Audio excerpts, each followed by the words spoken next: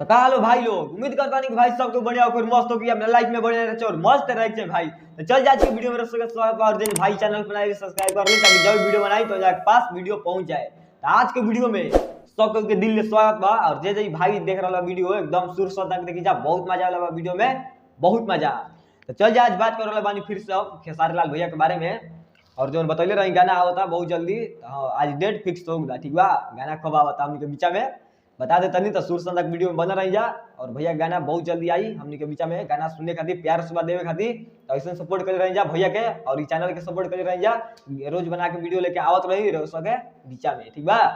हाँ तो भाई हमार डेट निकल गई बा कि क तारीख गाना आवता और कितना बजे आई गाना, ठीक बा।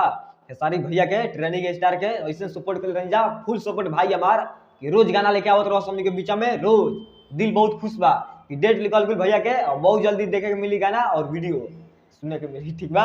ऐसे प्यारे से बात बनल रही अपना खेसारी लाल भैया के कि सपोर्ट भाई अपना करी जानी इतना सपोर्ट कि रोज 2 या 3 गाना रेगुलर हमनी के बीचा में आवत रहो गाना सुने का, ठीक बा।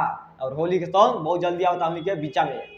प्यार से बात इतना दी जाए, इतना प्यार से बात दी जाए अपना ट्रेंडिंग स्टार खेसारी भैया के कि रोज गाना लेके आवत रहो हमनी के बीचा में। हाँ तो ये बतावे खातिर आई रही भाई हमार कि भैया गाना आ रहा बहुत जल्दी हमनी के बीचा में।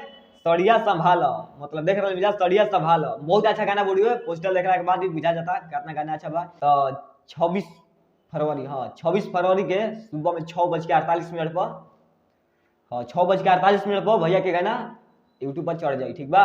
तो सबके तैयार रही वो दिन 26 तारीख के यानी कि कल के दिन, ठीक बा। कल एकदम तैयार रहेगा सबके सुबह 6:48 पर भैया गाना आज सड़िया संभाल बहुत अच्छा गाना बोलिए। तो ऐसे ट्रेंडिंग स्टार के सपोर्ट कर रहे हैं अपना भैया के एकदम गार्दा फार गाना लेके आवत रहो के बीचा में एकदम भाई सुपर हिट गाना बा।